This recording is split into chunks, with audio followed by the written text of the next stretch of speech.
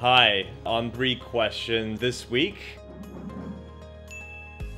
What we do is we take 3 questions from our followers, our audiences, as well as our clients, and we basically answer them on a weekly basis. So one of our first questions from last week was, for SEO, how long should my content be for a particular page in order to help it rank on the first page of Google as high as possible? Now, our answer would be as long as possible. What we're looking at is essentially long form content where you've got at least 1,000 words or more. The reason why we say this is because if you look at the number of websites that rank on the first page, and the majority of them that do rank in the top positions are essentially, a lot of them are blog posts, which are long form. So when it comes to looking at the data, we definitely know that long form content works, and especially articles or pages that are 1,000 words or more. The reason why these work so well in terms of their rankings is because it's got so much topical relevancy and so many words for Google to read, digest, and ascertain whether this page is actually the most relevant page for a particular keyword. Other things you want to take in consideration as well when you're producing long form content is you want to dazzle the page with media. It's not only about having as many words as possible, but also keeping the user engaged. So if you are able to rank a particular page, website, or blog post on the first page of Google,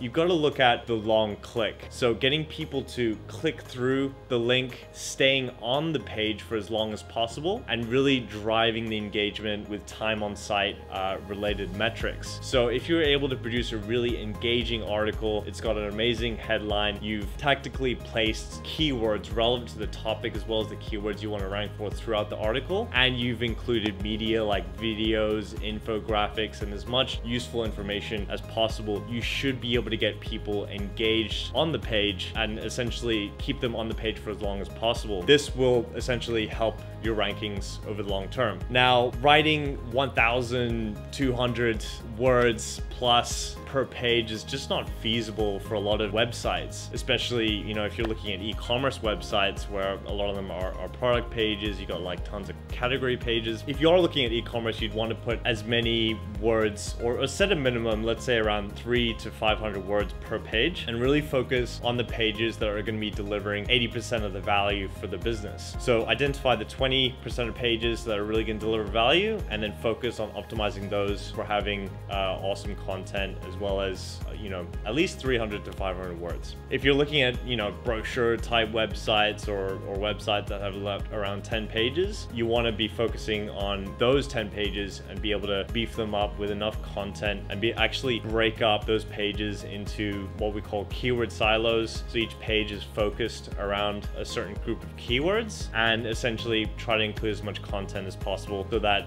it increases your chances of ranking on Google. And just be sure to, you know, you don't want a page just full of content. You want to be able to break it up, you know, bullet point, you know, key items, you know, really have, you know, an engaging flow, have result-driven subheadlines, and obviously have pictures and media where possible to keep people engaged. You also want to take in consideration Panda. So this was a Google algorithm update whereby they would penalize or not give as much credit to websites that have thin content. So, you know, a lot of e-commerce sites, when this algorithm update came out, were, you know, seeing or feeling the negative impacts of it, because e-commerce websites typically have a lot of pages where there's not a lot of content. Therefore, they do not have as much opportunity as other websites to rank. So for our second question, which is more related to social media, the number of page likes for your Facebook page. So we got a question from a prospect the other day saying, you know, I want 1 million followers on Facebook.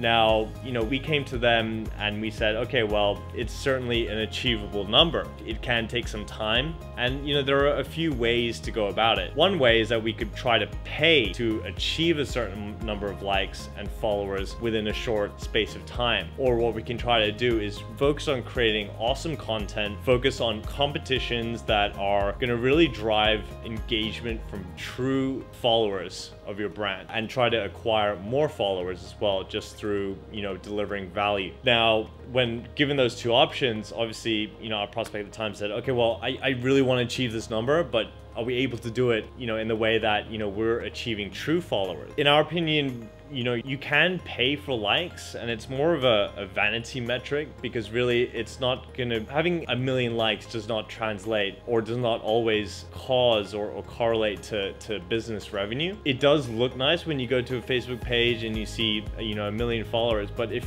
they're not engaging with your brand and they're not, engaging with your content, then it's completely pointless. So it should work the other way around, where, you're really delivering value, and through that value, if you're achieving followers from that, you are acquiring, or have a higher chance of acquiring, people who actually engage with your brand and perhaps will, put some money down to purchase your service or product in the long term, or in the short term as well. So number of page likes, do they matter? They do, but it's probably one of the last metrics we would look at if we were really trying to impact the bottom line. If we do achieve 1 million likes as a result of delivering as much value to, to our audience as possible, then, that's always a bonus. But just trying to achieve that number for the sake of achieving the number is not recommended, and can lead to a waste of advertising expenditure if you're going to pay to get people to like your page on Facebook. So that's our second question. And for our third question is more related to performance media. Is a lead generation page necessary, or a squeeze page?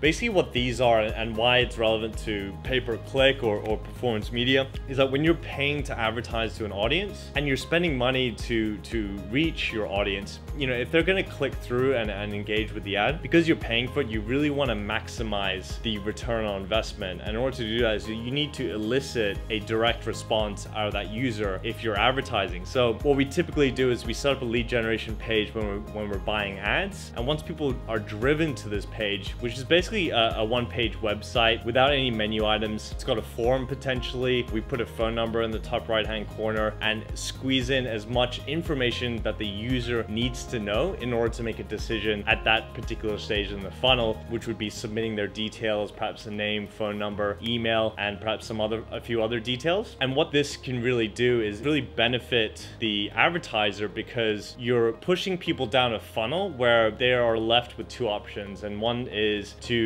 submit their details and create a lead for the business, or to simply exit because it's not relevant to them, they're not interested in it, or for any other reason they don't convert. Now, the benefit is that you also increase your conversion rate of the number of people coming to that page, instead of sending people to your website where they've got so many other distractions, many other different menu items, all these other places that they can click before they actually pick up the phone or submit the details in a form. So it's in a really effective and efficient way. It's been proven to increase revenue for businesses simply by setting up a one-page lead generation website. There's tons of tools out there that do this quite effectively without, having to engage with developers to code this. One of the tools we use here at Primal is Instapage. So you can actually, simply drag and drop images and create forms, and you can integrate it with CRMs quite easily, and also generate lead notifications for perhaps your sales team. We do this quite a lot for our real estate clients. So their main objective is to generate leads for certain pre-sale events, and this is one of the most effective ways to do that. So thank you for listening. If you find any of this content useful, if you have any questions yourself, then please just simply leave a comment anywhere on any of our social platforms, and we will most certainly pick it up in next week's video and answer it for you. Thank you for listening.